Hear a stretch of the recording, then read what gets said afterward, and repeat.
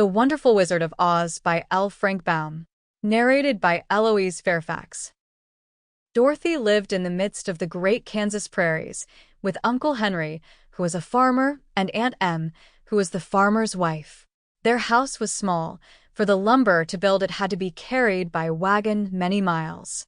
There were 4 walls, a floor and a roof, which made one room. And this room contained a rusty-looking cookstove, a cupboard for the dishes, a table, 3 or 4 chairs, and the beds. Uncle Henry and Aunt Em had a big bed in one corner, and Dorothy a little bed in another corner. There was no garret at all, and no cellar except a small hole dug in the ground, called a cyclone cellar, where the family could go in case one of those great whirlwinds arose, mighty enough to crush any building in its path. It was reached by a trapdoor in the middle of the floor, from which a ladder led down into the small, dark hole. When Dorothy stood in the doorway and looked around, she could see nothing but the great gray prairie on every side. Not a tree nor a house broke the broad sweep of flat country that reached to the edge of the sky in all directions.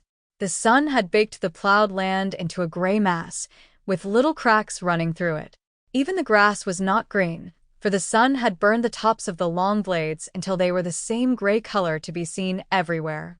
Once the house had been painted, but the sun blistered the paint and the rains washed it away, and now the house was as dull and gray as everything else.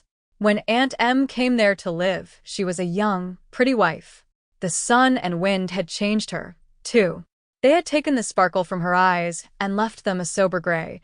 They had taken the red from her cheeks and lips, and they were gray also. She was thin and gaunt, and never smiled now.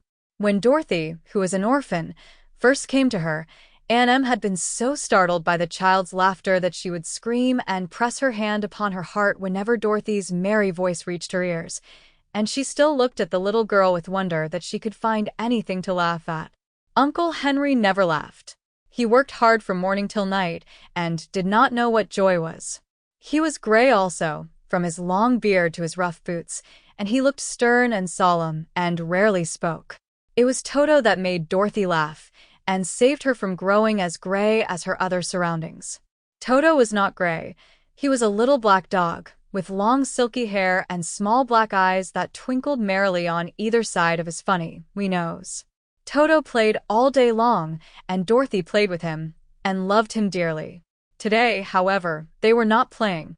Uncle Henry sat upon the doorstep and looked anxiously at the sky, which was even grayer than usual. Dorothy stood in the door with Toto in her arms, and looked at the sky too. Aunt Em was Sample complete. Ready to continue?